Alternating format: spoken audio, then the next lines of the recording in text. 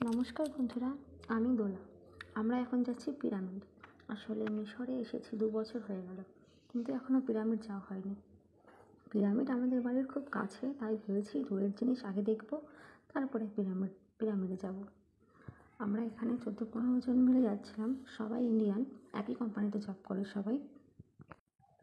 আপনাদের যদি মিশর সম্পর্কে আরও কিছু জানতে ইচ্ছা হয় বা আপনারা যদি কোনো জায়গা সাজেস্ট করেন আমাকে ঘোরার জন্য, প্লিজ তাহলে কমেন্ট করে জানাবেন।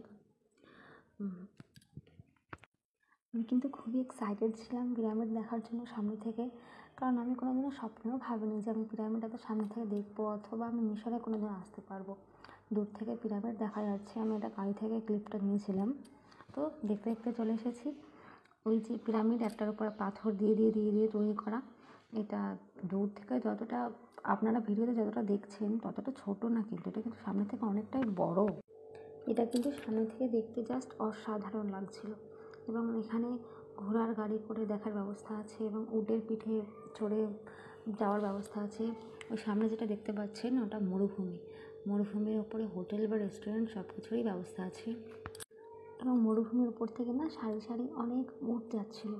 সেই ক্লিপটা আমি নিতে পারিনি, কারণ আমার 4 মাসের একটা মেয়ে আছে, এবং আপনারা বুঝতেই পারছেন একটা ছোটো মেয়ে থাকলে কতটা কী করতে হয় বাইরে বেরোলে। ভারত আমার কাছে ঠিক যতটাই স্পেশাল, ততটাই মিশরও আমার কাছে স্পেশাল।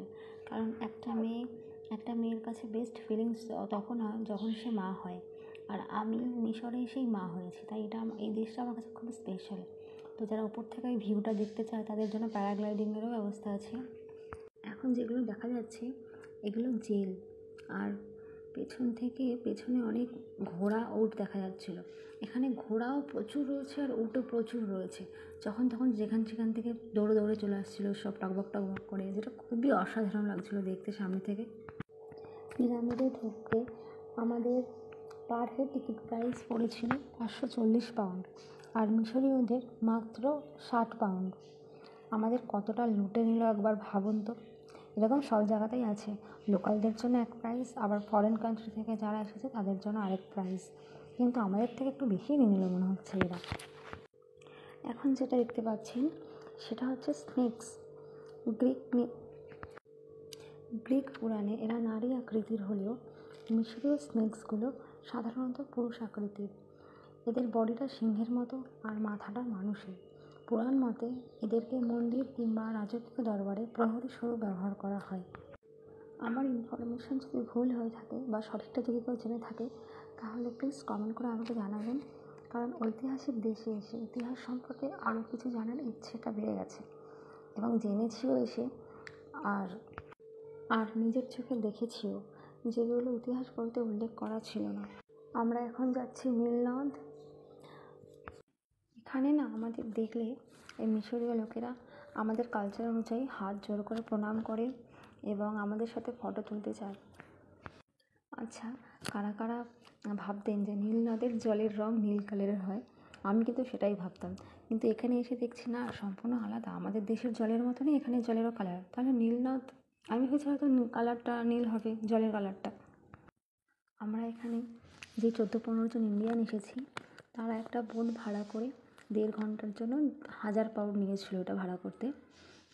আমরা সবাই ইন্ডিয়ানই ছিলাম এই জায়গাটাতে।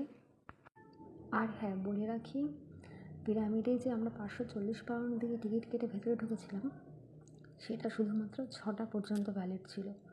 তারপরে যদি আবার কেউ ঢুকতে চায় তখন 1000 পাউন্ড দিয়ে টিকিট কাটতে হবে, কারণ তখন একটা লাইটিং শো হয়। পিরামিডের ওপরে লাইট ফেলে একটা লাইটিং শো হয়, যেখানে লাইটিংয়ের মাধ্যমে দেখানো হয় ঐতিহাসিক সমস্ত জিনিসপত্র বা কীভাবে পিরামিড তৈরি হয়েছে, মিশরের সমস্ত ঐতিহাসিক জিনিসগুলো লাইটিংয়ের সাহায্যে দেখানো হয়। আমরা এখানে অনেক জায়গাতেই ঘুরতে গেছি, আর সব জায়গারই এরকম ছোটো ছোটো ভিডিও করা আছে, কারণ সবারই কৌতূহল থাকে, তাই না? আমি যখন এখানে আসিনি আমারও একটা কৌতূহল ছিল যে জায়গাটা কেমন হবে, তাই আপনাদেরও সেই কৌতূহল থাকতেই পারে।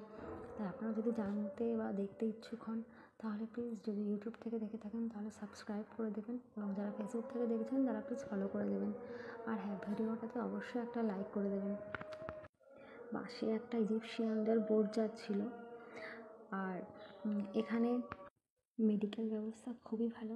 পরের ভিডিওতে এখানের মেডিকেল ব্যবস্থা নিয়ে কিছু কথা বলবো, তাই সঙ্গে থাকুন। আজকে এইটুকুই, পরে আবার দেখা হবে। এতক্ষণ আমার সাথে ভিডিওতে থাকার জন্য ধন্যবাদ। Tata, bye bye.